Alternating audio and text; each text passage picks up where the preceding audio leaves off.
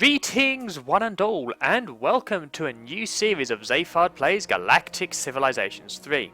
Now, before we start, just a very quick piece of housekeeping to get out of the way. In my last episode I said I let you guys know I had been hoping to do some Battlefleet Gothic on the channel. Clearly that hasn't happened. There's a simple reason for this. The idea was I was going to showcase the Elder race, it was just coming out, give you a taste of what this race were. And sadly, the race has come out. I've given them a try, and I hate them. I hate them with an absolute passion. I cannot get my head around that race.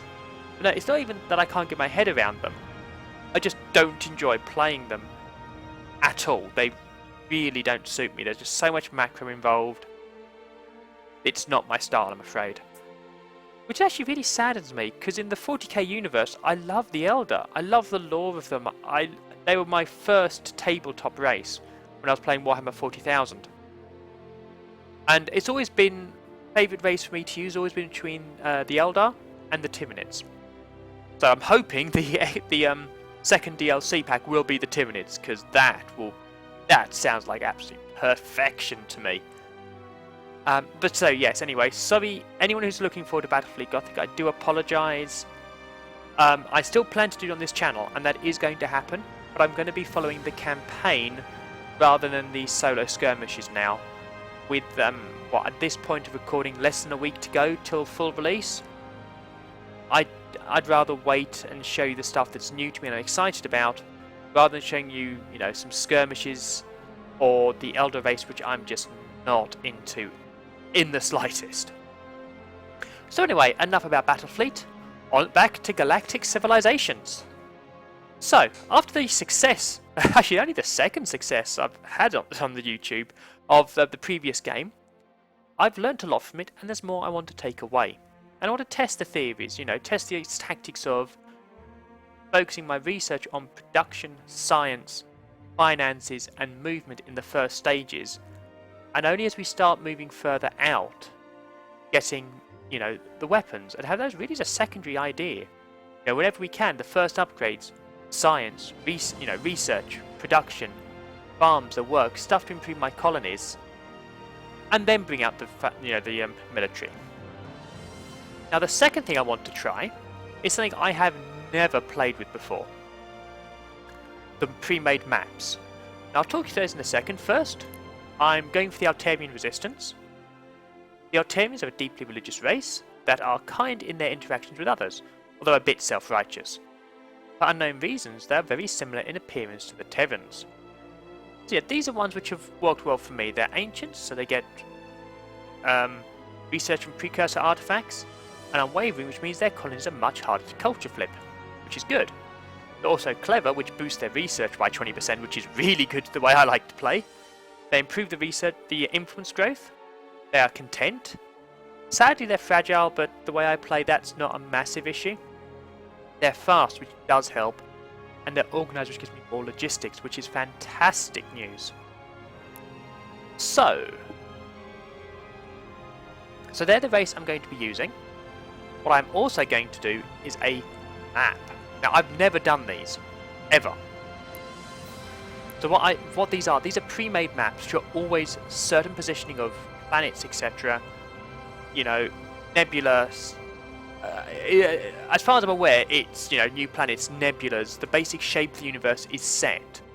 But where you'll find artifacts, that's going to be randomized. I think the world classes are set in stone, but I'm not sure because this is the first time I've ever used this. So, what I'm going to do, I'm going to use 6 pillars, which is from the map pack DLC. So, I'm going to showcase a little bit from the DLC, which is 6 symmetrical clusters surrounding a super black hole, designed for large-scale balanced games of up to 6 players. This is what I'm going to try, see what that's like. Now I know very little about this, but I'm going to try it. So we've got 5 random opponents and myself. So let's get into this, see how this works. These new maps, this is a weird one for me, because I normally prefer not knowing what's going on. So now I have a good idea where everyone is, I know what the universe is like.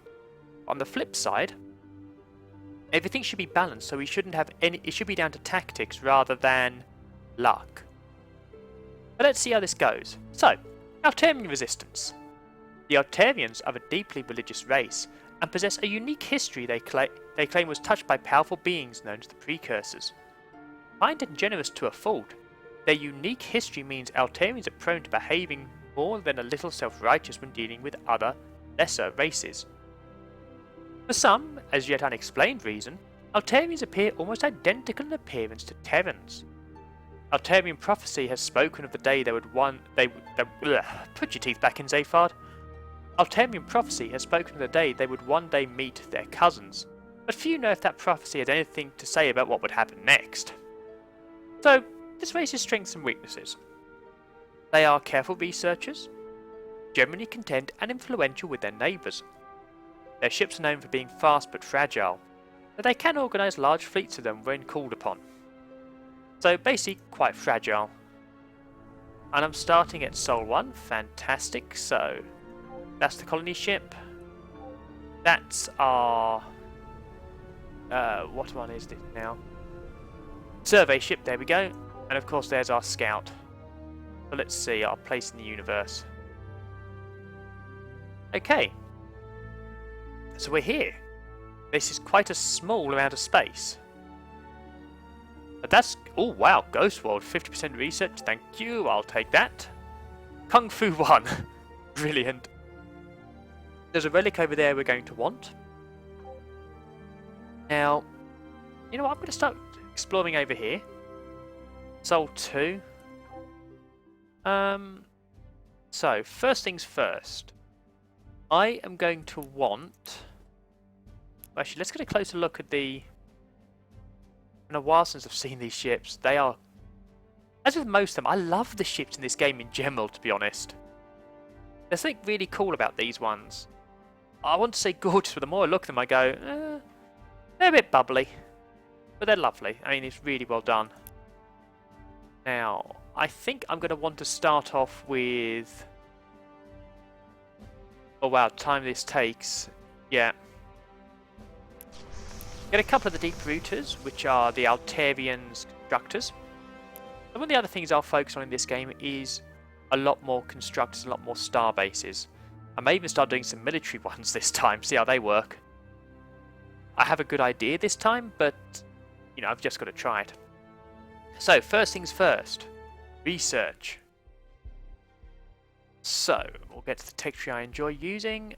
So I want either industry or improvement. I think to start with, planetary improvement would be good. This will give us a boost to our population. So, what have we got over here? Manufacturing and research, population and wealth, research and wealth. So, I'd say here's a good research area. Manufacturing could be okay there, or possibly here. Yeah, if we do manufacturing over here, it's going to take us some of the wealth, but I think we're going to use Sol 1 as a primarily production, an all-rounder area, to be honest. You know, we'll probably put some money in eventually, but not for now. Having said that, research over here will be good. And I'll leave it at this for now, actually. Nah, put another research here. I'll leave it as this for now.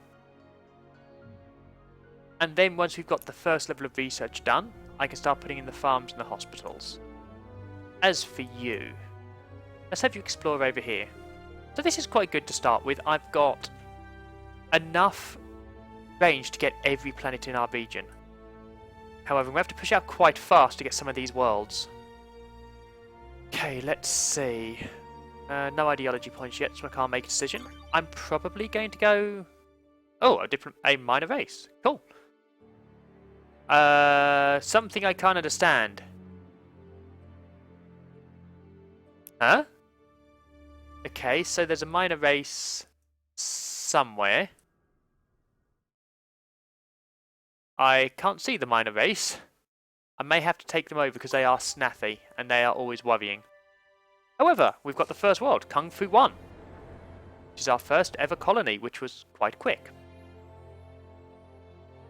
Okay, so Swarm like fish.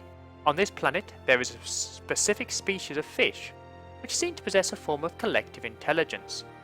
The fish seem to become more intelligent the larger the group they're in, and in the largest schools can clearly communicate with us, and even seem to understand advanced concepts like space travel and where we're from.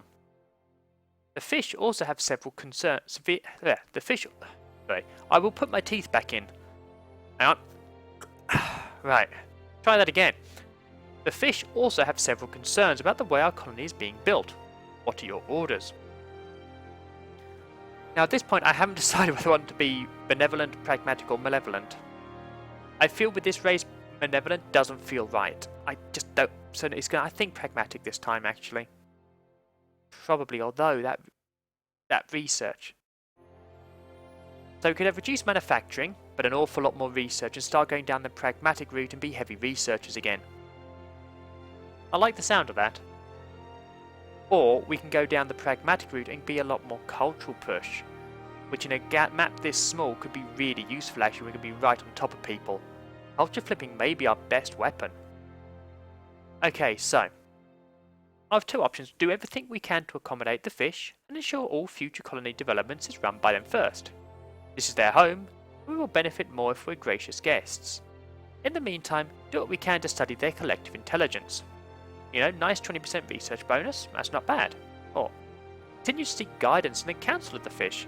But let's not forget our place here. We're the ones that can actually do space travel. And that'll give us an extra 10% research. And as it's a ghost world with a 50% boost already, that's going to be a big research boost, come what may. So actually we can afford to not get the extra 10%. Of course, warn the fish they were not popular in this part of space, and that now they won't be popular either. Enlist them to supplement our defensive perimeter. If anyone invades, get the fish to clog the enemy's guns with their dead. A nice defensive bonus, but I think I want the pragmatic 10% research and go for trying to make people more cultural and happy towards us that way. So, this world is not a good world actually. Okay, so we have bonuses to research over here. We'll get manufacturing here, research here. So that's financial boosts, which I will leave be. Put a consulate there to start pushing our culture out. And as soon as we can terraform, I want to connect these guys together. That's the plan, and we'll leave that for the time being. So, we've got our second world. Really good. I may want to take Sol 2. It's not hugely useful, but it will help. However, onto ideologies. We have the pragmatic options. So, we can go negotiators, which eventually basically makes people invading us hurt them. Other people are angry when their people are in wars with us. Arbitration center. No, okay, diplomatic bonuses. No war for a while, which will help. We can go down the trading route, which I don't think I want to at this point. Vigilant. That's a lot of defenses.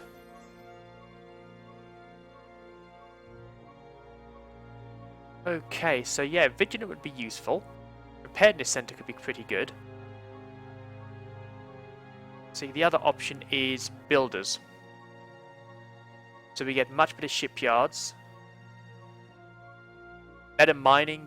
You know what, I think Builders, because I want to try and push out a lot more constructors this game. Okay. So, before we do anything else, let's edit the sponsors on this world. We have all the production coming through.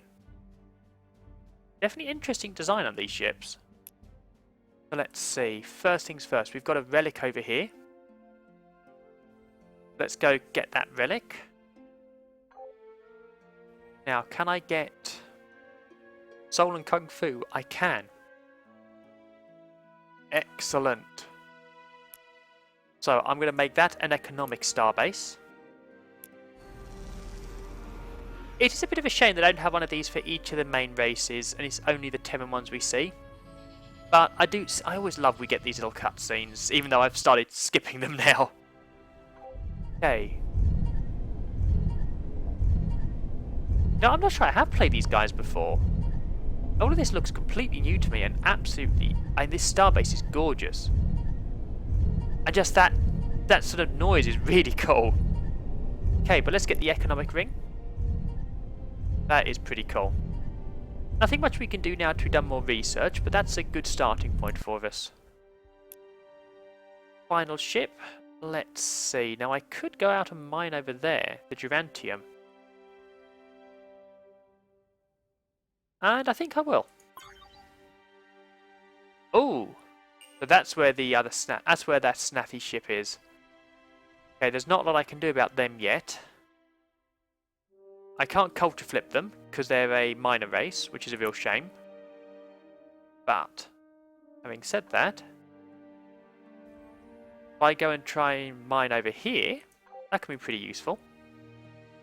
See if I can find any other habitable worlds. Aha, there we go. Class 16. Okay, that I want. And I think to do that, I will rush by a light spreader, which is our colony ships. And we've got our first research completed. Planetary improvements. Making social and civic structures on an alien planet may seem a waste of resources. If you want to ensure Altarians everywhere have an acceptably high quality of life, we have to do just that. Fantastic. Now let's have a bit of a look across what we have. You know, social matrix. Okay. A way of increasing both production and science from one area. Fantastic. Precursor dark energy. So we have science and stuff as normal. All our science and research is normal, but we have the extra mystic route, which will be worth getting. Food population, so these seem to be the normal. Country specialization. Let's get accelerated growth. Now engineering, insular travel and orbital manufacturing. So these seem to be, the engineering one seems to be pretty much the standard for everyone else. Warfare, yeah, warfare is standard. Then influence. Let's see, enjoyment. Yeah, this one's changed slightly. Though it seems to be large, as far as I can tell, it seems to predominantly just be a few name changes rather than anything else. And some bonuses, you know, going down the the influence route, so going down diplomatic routes. So I think what I'm going to do, build up, you know, get the planetary improvements going, the first level, then get some improvements to my Xeno factories, as well as, you know, my production as well as my research. Then I'm probably going to have to go and try and get some money as well, actually. And I'm not sure where that's going to come from at this point, actually. Let's see, Xeno Farms, Colonial Hospital. Might be engineering.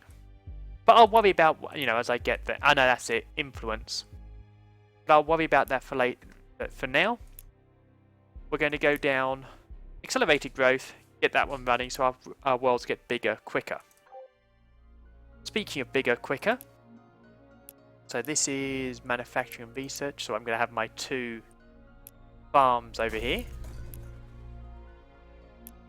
There we go, a couple of Xeno farms. Now, I'm going to hold fire on Planet Soul and upgrade on Sol 1 for now.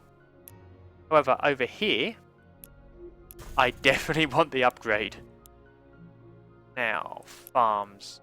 These aren't going to be as good for me, but I may as well. And when we get the research, we're going to go and get a couple of a couple of banks over here. This world is going to need a lot of improvement, sadly. It's not as good as I'd hoped it would be. But that's fine, these things happen. Now, I've got the light spreader rushed, so next turn. Ooh, there we go, class 11 aquatic world. I'm going to want that at some point soon. Okay. Let's go grab that world. Oh, now this is a good location for a shipyard. Not for a shipyard, for a starbase. There we go. And make this a mining ring. Yeah, pretty decent enough look, but that'll give us Durantium and a couple of antimatter. So that puts us in a good starting position for minerals. So, Let's push what we can here. Oh, we found the bazaar. Greetings, Akidi Malava. Welcome to the Galactic Bazaar. Yep, fantastic. Well, we have no use for mercenaries at the moment. We'll come back to you later. But that's about as good as we're going to get. So, I'm going to construct the starbase here. That's an economic ring. Elixir, and we'll get the Xenoarchaeology lab. So we can use this and get more money. Because at the moment we only have 2 a turn, which is not great. Okay, however, let's finish exploring the rest of our solar systems. Get what we can out of this world. We've got our first antimatter mine, which is incredibly bright. And our first Durantium, which is not so bright. Excellent. I definitely need to be able to colonize water worlds fairly quickly. We can start colonizing fast, and actually moving over into these areas, we could have a serious advantage over people. Grab the worlds quick.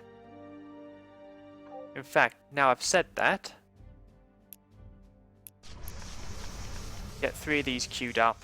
We'll get 1 more manufacturing unit, but then go the light spreaders.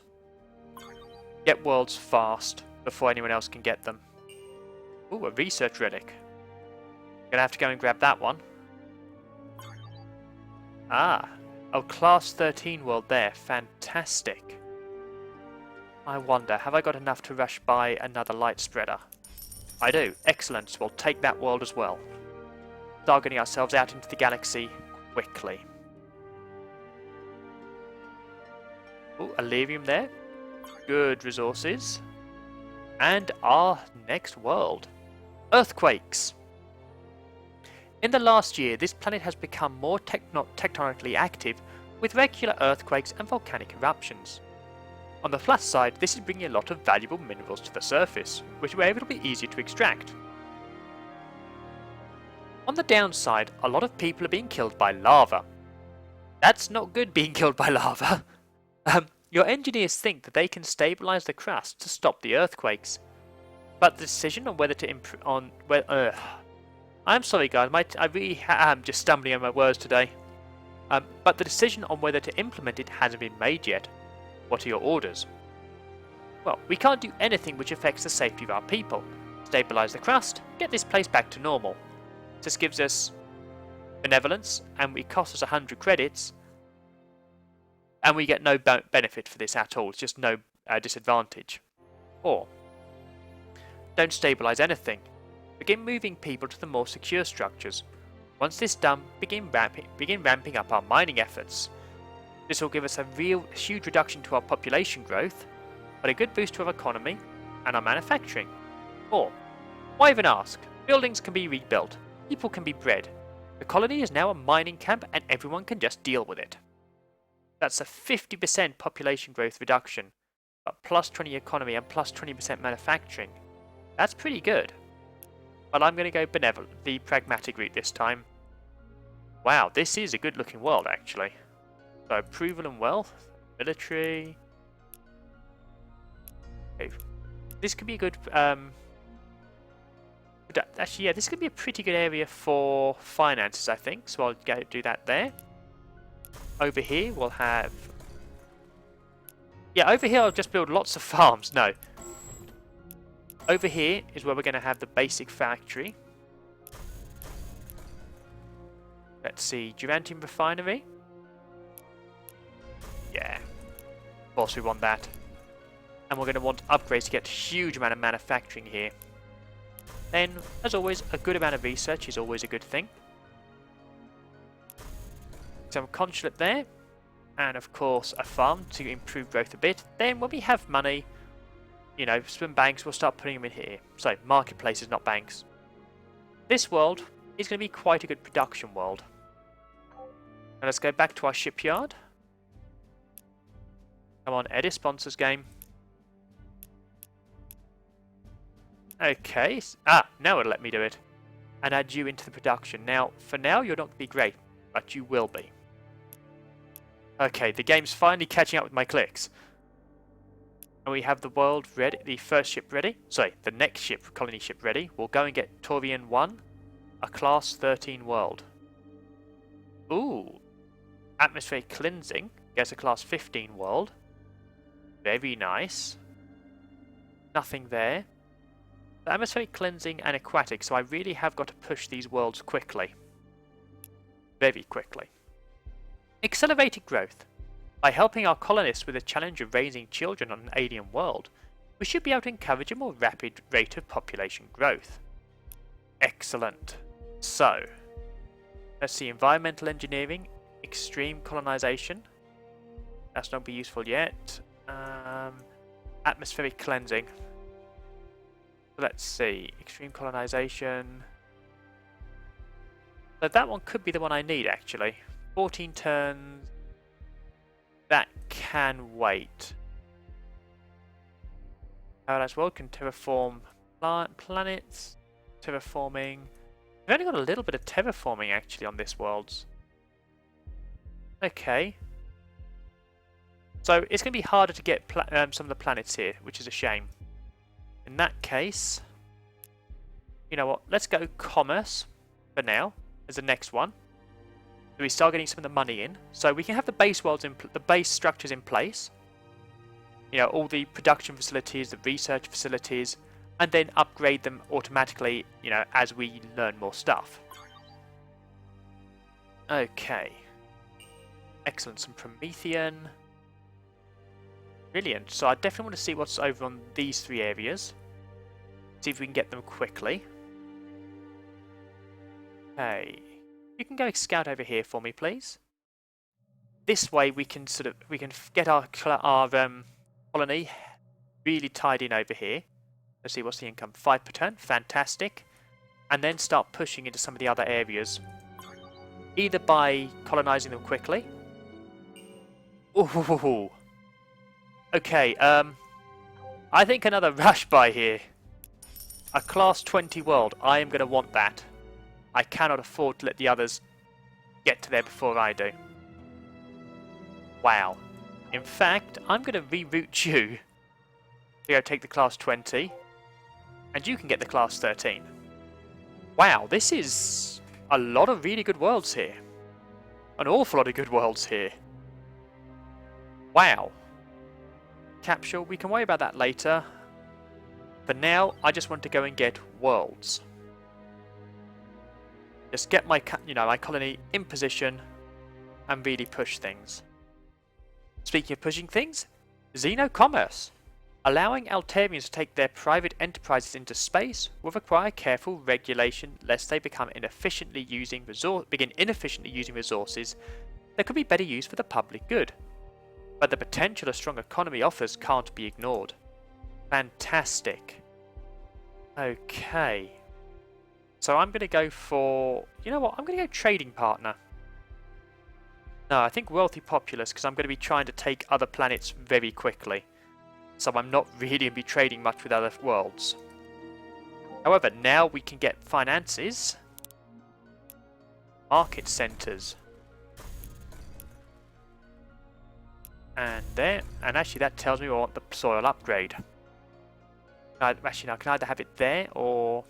No, I'll have it here to get more production, actually. That's going to make an awful lot of difference to us. As for you, market centers. And we said market centers over here, so... That should be a good start. Now, what else could I want over there? We'll wait on the rest of this, actually. That's a good starting point. Should start to bring more money in. We've got a good amount of research, so things are going rather well. Oh, hello. That's the this version of Snathi. See, class 13 world, immune to culture flip, reduction in production. Now I'm just going to try and trade with you guys and make you allies. You're not worth trying to overtake. Let's see, class 8 world? That is worth getting, actually. So, see what we can find over here. See if we can start getting a foothold over here quickly. That would be useful. Okay, fantastic. We've got the Class 20 world. And the event, High G Animal Racing. The colonists on this planet have taken to breeding and racing a local species of squat four-legged animals. The harsh gravity of the world makes the races particularly grueling, however, and footage of injured animals has caused animal rights activists around the galaxy to demand the barbaric practice be stopped. But it's become a big part of the local culture, and the colonists won't be happy if we end the races. What's your orders?